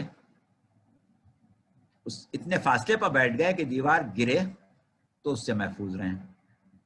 تو ایک شخص نے کہا کہ یا علی، اللہ کی قضا سے بھاگ رہے ہیں. اس کا مطلب یہ تھا کہ اگر اللہ کو مارنا ہے تو گرے گی ضرور، اور تو بیٹھے رہیں آپ. تو آپ نے کہا کہ اللہ کی قضا سے بھاگ رہا ہوں، مگر بھاگ رہا ہوں اللہ کی قدر کی طرف. سبحان اللہ، سبحان اللہ. اللہ کی قضا سے اللہ کی قدر کی طرف جا رہا ہوں. یعنی اللہ نے دیا ہے کہ دیوار کے نیچے ہوگا تو مر جائے گا، نکل جائے گا تو نہیں مرے گا. سبحان اللہ، سبحان. ایک شخص نے امام سے پوچھا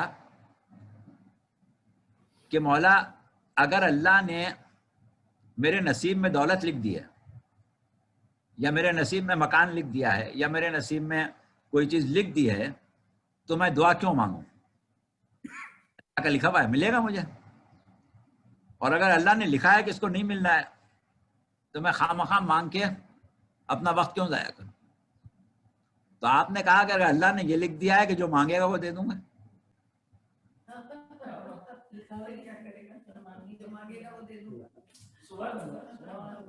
تو کہنے کا مقصد یہی ہے کہ انشاءاللہ بعد میں ہم آپ کو اور تفصیل سے اس کے اوپر بات کریں گے کہ امر بین الامرین اور قضاء و قدر دونوں چیزوں کو لیں گے، اور اجل حتمی اور اجل موقوف، ان دونوں کو لیں گے. بہت اچھا. ساجد بھائی کا ایک سوال ہے، آخری سوال ہے ساجد بھائی کا. ہاں السلام علیکم. وعلیکم السلام. مولانا صاحب، اس میں مذاق کا پہلو نہیں ہے اور نہ ہی کوئی الجھانے کا ہے، صرف ایک مسئلہ یہ پوچھنا تھا کہ ایک طرف یہ کہا جاتا ہے کہ دنیا میں دل نہیں لگاؤ، مال و دولت کے پیچھے نہیں بھاگو. جتنے نیکی کے اعمال بتائے گئے ہیں زیادہ تر میں مال و دولت کی ضرورت ہے، غریبوں کی مدد کرو، مستحقین کی مدد کرو. پھر یہ بھی دیکھا کہ دل لگا کے کریں گے تبھی کامیابی ہوگی. تو اب کہاں جائیں؟ یعنی دنیا میں محنت کریں، پیسے کمائیں، یا اس سے دور بھاگیں؟ اگر پیسے نہیں کمائیں گے تو پھر کوئی نیکی کا کام بھی نہیں کر سکتے.